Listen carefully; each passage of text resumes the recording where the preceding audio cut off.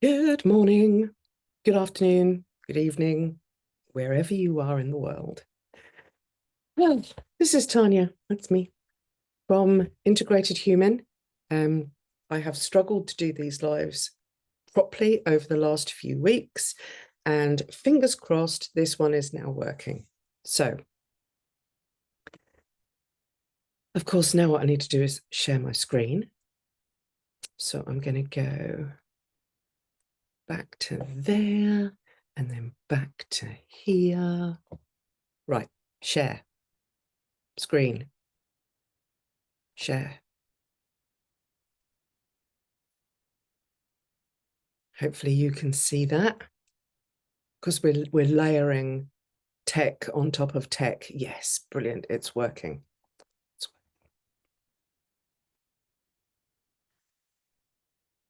So today we're going to be talking about asking for help and why you don't ask for help. Yeah? These are the top 5 limiting beliefs that I have seen over my years of coaching. I'm going to be adding one special one for a very special client of mine. But let's quickly charge through these. Right, these are the top 5 reasons why you're not asking for help. 1, you are a people pleaser, and you believe, this is the limiting belief, you believe that it is your role, your job, if you will, to keep everyone happy. Yeah. It's your job, yourself, alone. The next limiting belief is the perfectionism, that no one can do the task as well as you can. And the next one is procrastination. Avoiding a task is preferable to asking for help. Now, all 3 of those, the people-pleasing, the perfectionism, and the procrastination, are all trauma responses. And they are coping mechanisms that have been developed in you in response to a traumatic event that you've not been able to fully process. Obviously, on these little workshops, it is next to impossible for me to dive deep into all of the potential things that could have happened to create a people pleaser or a perfectionist or someone who procrastinates or someone who avoids conflict at all possible costs. But these coping mechanisms have been created by you in response to a traumatic thing happening. Trauma is not the thing that happens. It's what happens inside you in response to that thing. And depending on the age that it happens, or your mental development, or a whole raft of circumstances, the person that is you, the whole you, including your brain, your nervous system, your body, yeah, that whole version of you may or may not be able to deal with that particular trauma at that particular time. So what happens is these responses happen. We might avoid something. We might think, oh my God, that's a horrible thing. I must make that person like me. Yeah. Or perfectionism, where a parent goes off on one and then you make it your job to do everything perfect after that. Yeah. I'm just going to tip my camera a little bit. That's better. The next one, your basic human needs. Not considering your own needs as important enough, or believing that your needs are unimportant, can also be a reason why you don't ask for help. The next one on my list is judgment. And remember, these are just the top 5 that have come to me. Yeah? If you did ask for help, then someone would judge you. Yeah? And you would also judge yourself. That judgment can be really harmful. And I'm sure that there's been plenty of these videos that you've watched so far, and there will be others in the future that bring you back from that place of judgment to a place of acceptance and allowance. Yeah. But now here's the extra one, especially for that client who has been with me for over a year now. She's wonderful. I think she's amazing. She's done so much. But I haven't asked her if I can name her, so I'm not going to name her. One of her limiting beliefs to why she doesn't ask for help is that if she asks for help and someone says no, that really hurts. Now, I'm going to give you an example, but this is an example from my life, not from hers, because it's not appropriate for me to share the examples from a client without their express permission. That's one of those things that you take on when you're a trauma-informed professional, is that confidentiality and trust is so important. And in order to protect that client's trust in me that I won't ever share, I won't ever share. So I'm going to give you an example from my life. My husband passed away suddenly. It was very sudden, even he didn't even know he was ill. And sorry, my phone just made a really annoying noise. I hope you didn't hear it. Start again. My husband passed away really suddenly. No one knew he was ill. Even he didn't even know he was ill. And I think it was probably a couple of days, or it might have been on the day. I'm not really sure. But in those initial few days, we as a family did a lot of ringing around. His son, my stepson David, so brave, because he went through my husband's work phone and phoned everybody and told them, because we didn't know what work he'd agreed to do, and we thought it was important that these people knew, because Glenn's job was really important to him. Anyway, I digress. At some point in those first few days, which were a complete blank for me, I have so few memories of those first few weeks, to be honest with you. But my sister said to me, would you like me to tell Bill? Bill being her biological father, my stepdad, the man who brought us up. And she asked me, would you like me to tell Dad?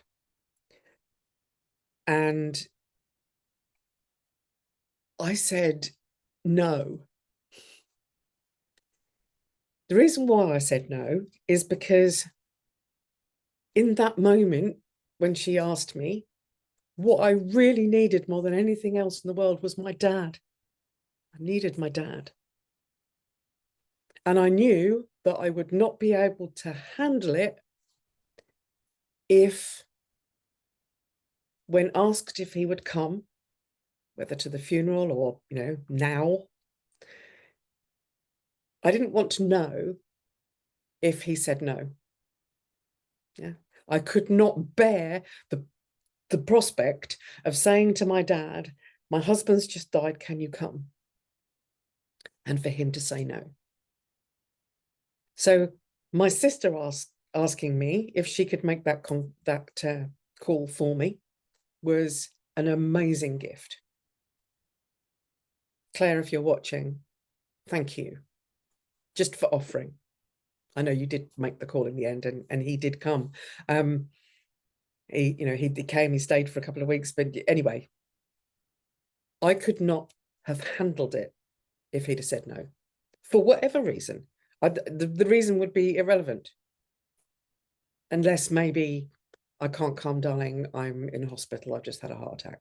Yeah, something like that, maybe. But given that my husband died of a sudden heart attack, I would have probably had really mixed feelings hearing that.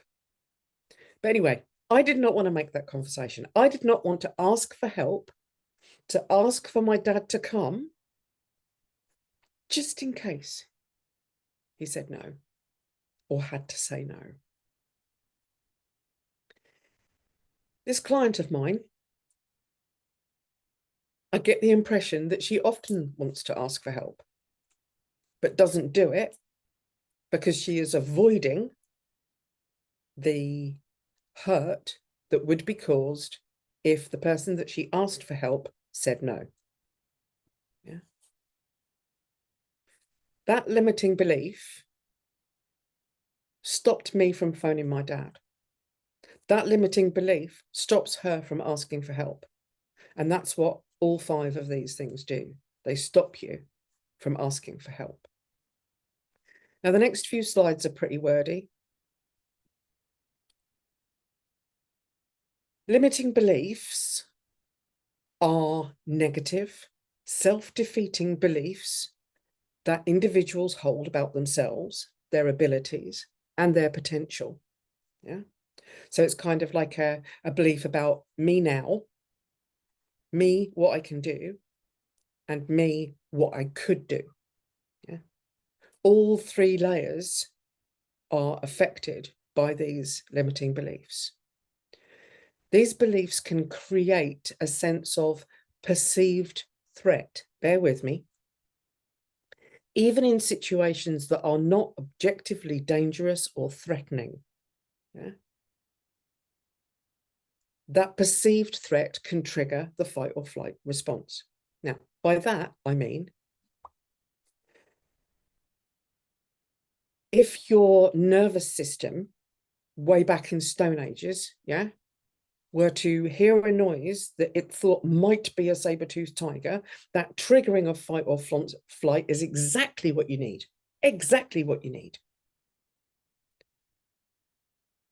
But to all of those people out there who jump when they hear a car backfire, I feel you.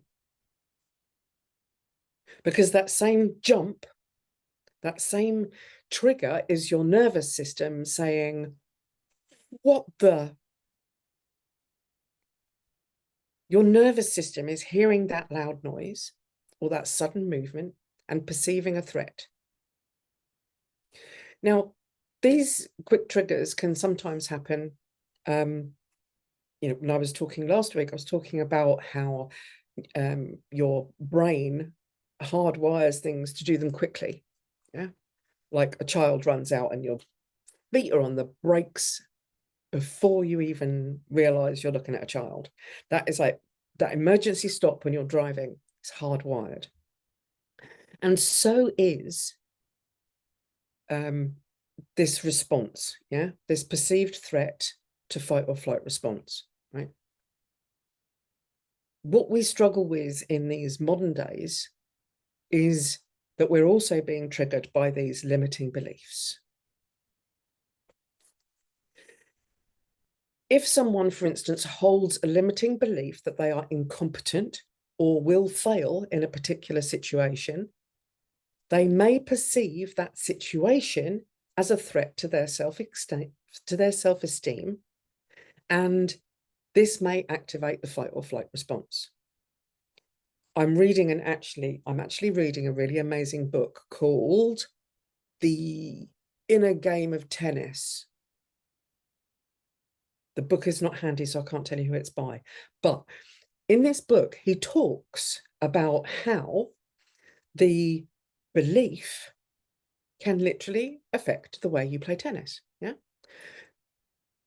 But I'm going to keep it simple. I'm not going to go down the road of tennis. I'm just going to say, if you want to read a really good book about how limiting beliefs and how you think about yourself, the inner game of tennis, yeah, how that affects your nervous system and your fight or flight response and all of the other things that make you less good at tennis, should we say? Yeah, go read that book. But for this example, I'm going to keep it really straightforward.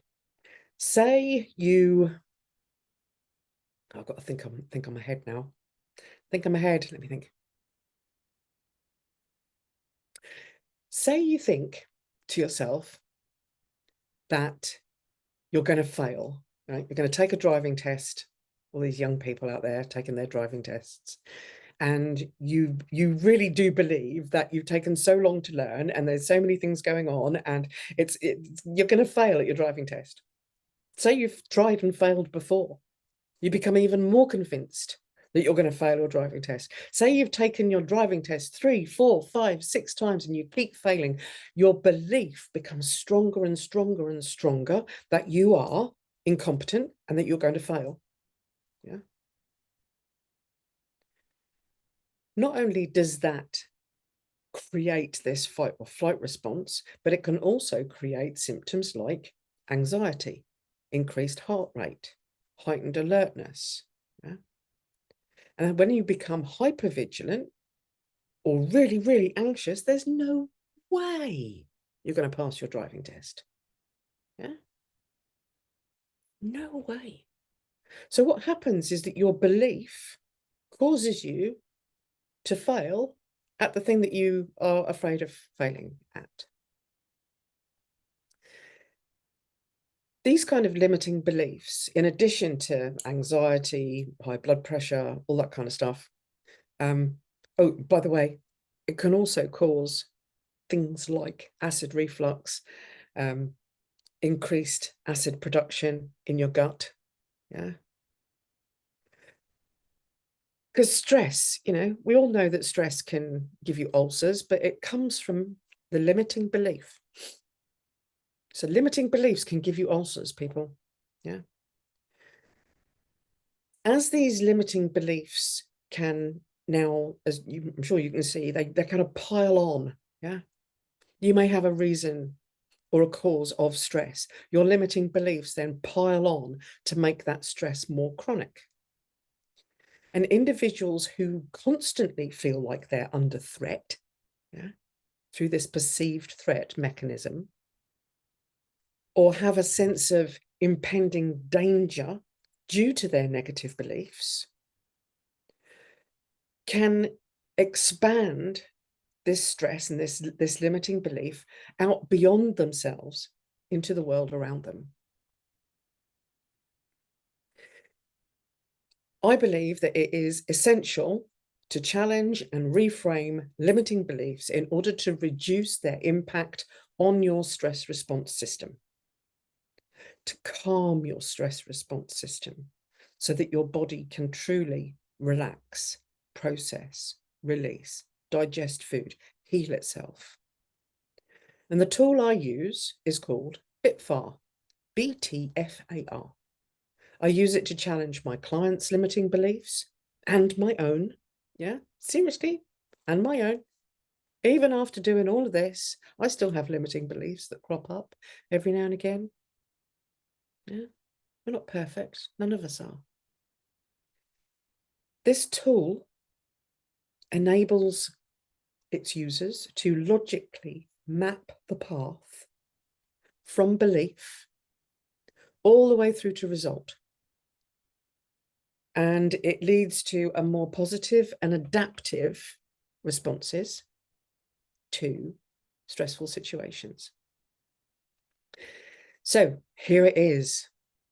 This is the page you need to write down, okay? This is the bit you need to write down. Belief, thought, feeling, action, and result. That is the BTFAR. I'll say it again. Belief, thought, feeling, action, and result.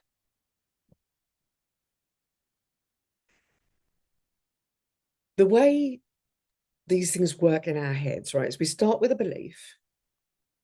I'm going to fail my driving test. Yeah. The thought becomes, oh, you're so flipping useless. You're just going to fail it again. That becomes a feeling of anxiety, stress. And because you're so tense in your driving test, you don't respond in a relaxed and fluid way, the result is you fail. Yeah. And that's easy to explain because we know what the belief is that's causing you to fail. But let's think about it in the other direction. Something is going on, yeah, that has created a result. What is the result? How about the result is you're getting passed over for promotion? Yeah.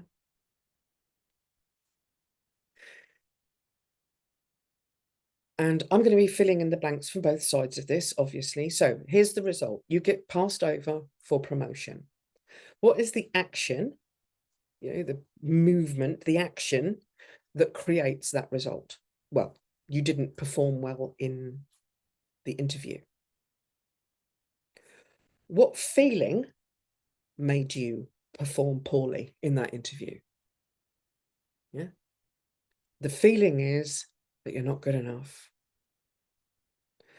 What thought has created that? Well, the thought going around your head is, oh, I'm never going to make it in this company. I've tried so hard. I've failed so many times before. Nobody takes me seriously. I'm the only woman in the team. Whatever the reason is, those are the thoughts. But what's the belief? The underlying belief is that you are not worthy of that promotion. Feeling not worthy of the promotion is creating all of these racing thoughts, which makes you feel like you're not enough, which makes you perform badly in the interview. The result is you get passed over for the promotion. Are you with me? So we can work through this in as many ways, as many different ways as it takes. But what you really want right now, what you're looking for is a way to fix it.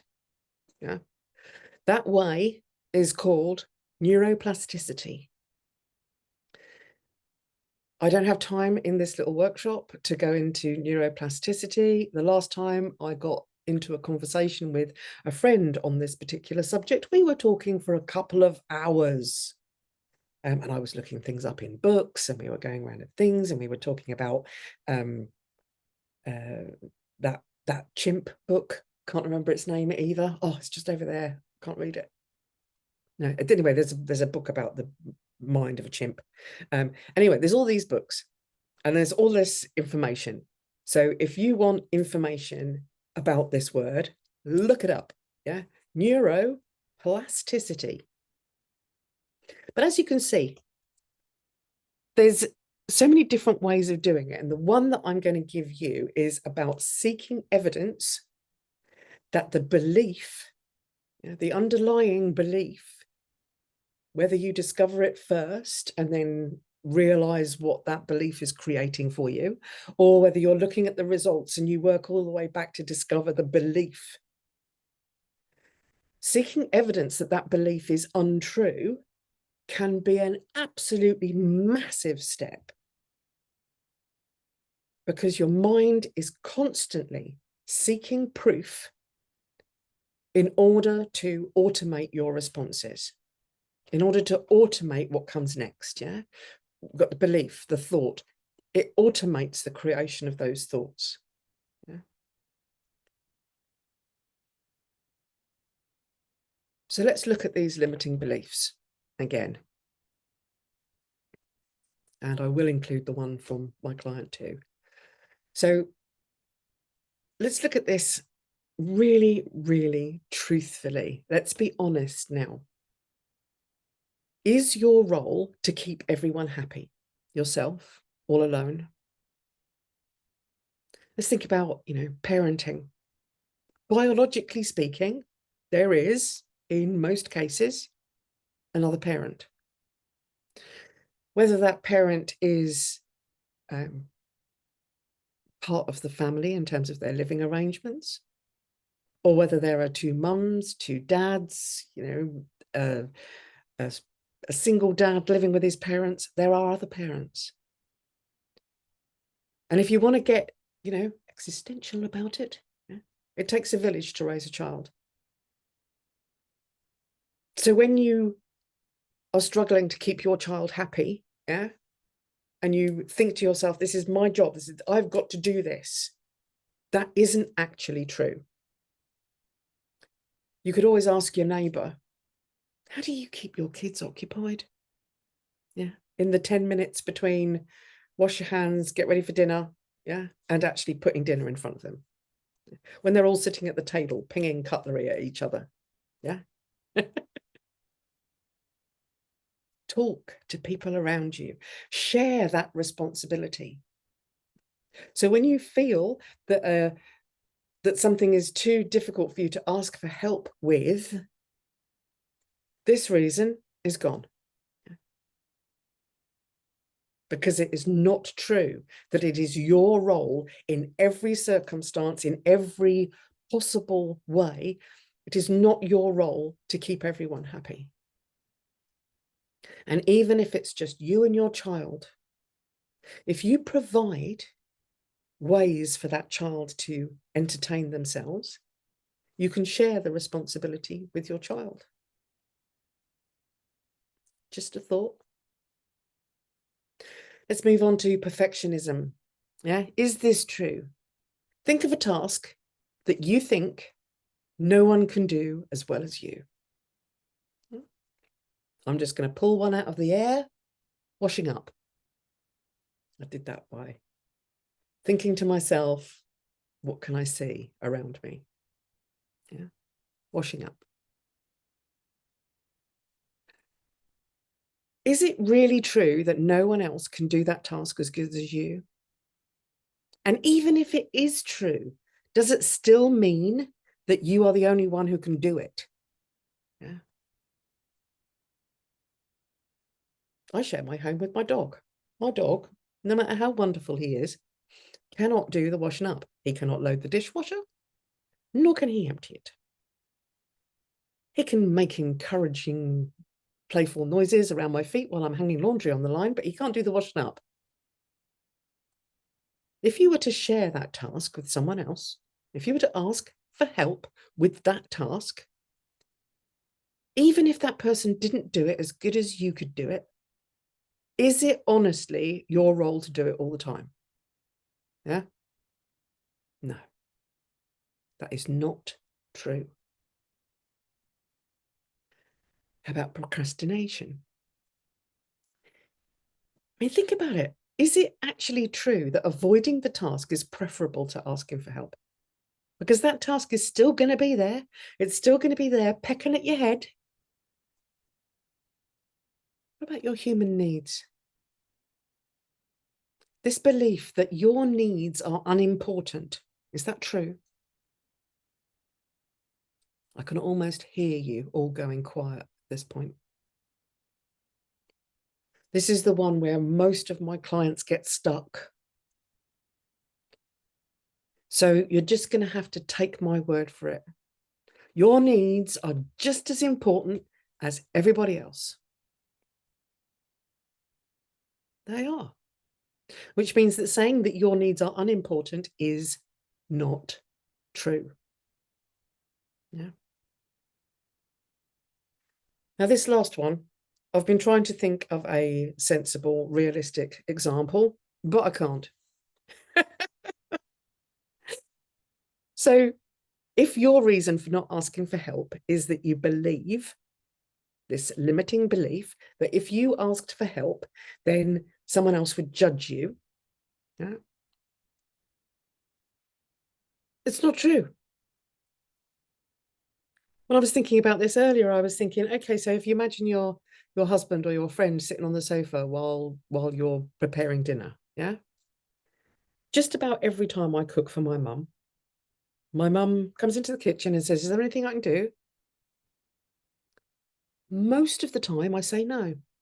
But every now and again, because I appreciate her asking, I'll give her a little job to do.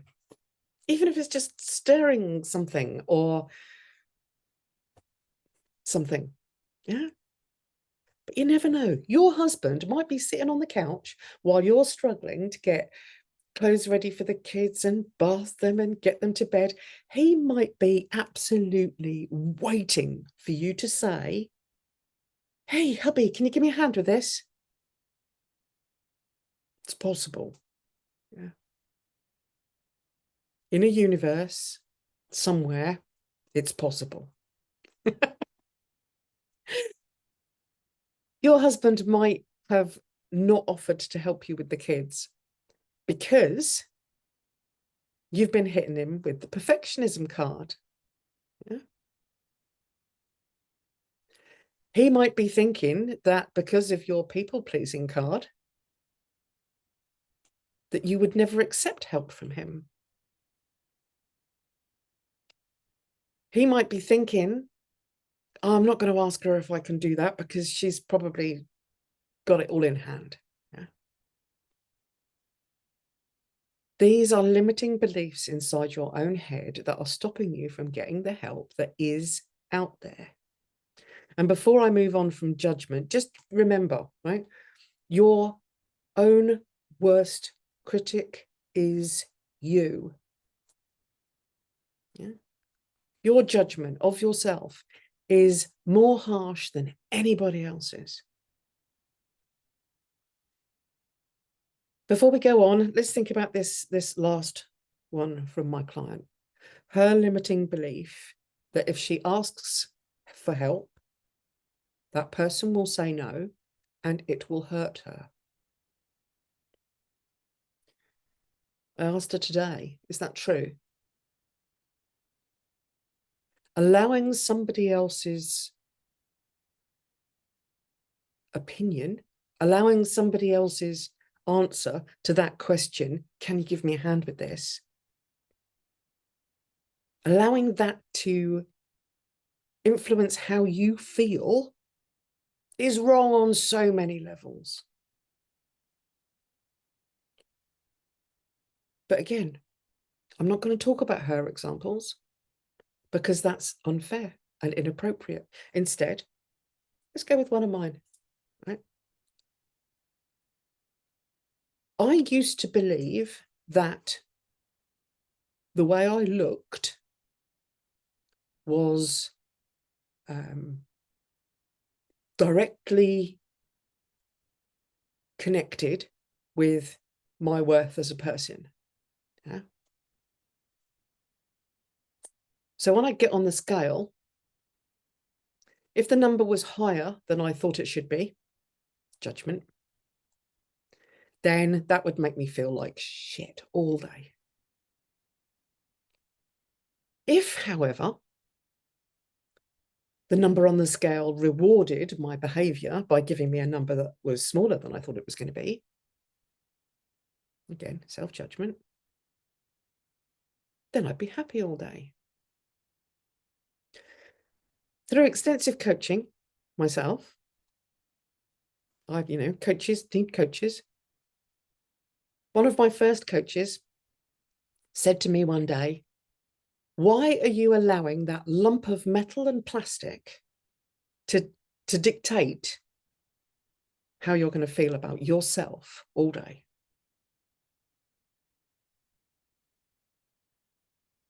And I didn't have an answer. A few weeks later, I did have an answer. The answer was, well, it's data. It's an indication of whether or not I've been good on my diet. Again, valuing myself depending on whether or not I was a good girl, or whether I'd been bad and eaten something bad. Yeah. All these things are horrible, horrible, horrible things that women do to ourselves. We do it to ourselves. A few weeks after that, this same coach said something so beautiful. And it went like this. Your worth to this planet is worth more than your relationship to gravity. Yeah? My value, my worth is more than how much I weigh. Yeah. You're looking at my face, you're reading the words that I've prepared for you. Yeah. And all of these things, I hope in some way are helpful to you.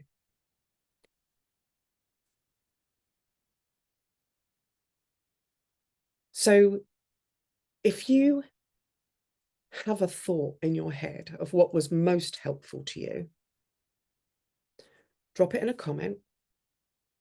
Or if you don't want it to be, readable by anybody else, send it in a message to me. Because sometimes when I'm preparing these talks, this information for you, I have my fingers crossed and I hope that something, even if it's just one sentence, that one sentence reaches out and touches you in such a way that today becomes better. Yeah. The rest of your week is better than it would have been had you not listened to what I'm saying today. Okay. To those of you who are watching this live stream into my Facebook group, thank you very much for joining me. For those of you who are listening to this on a podcast or watching this in another location, thank you.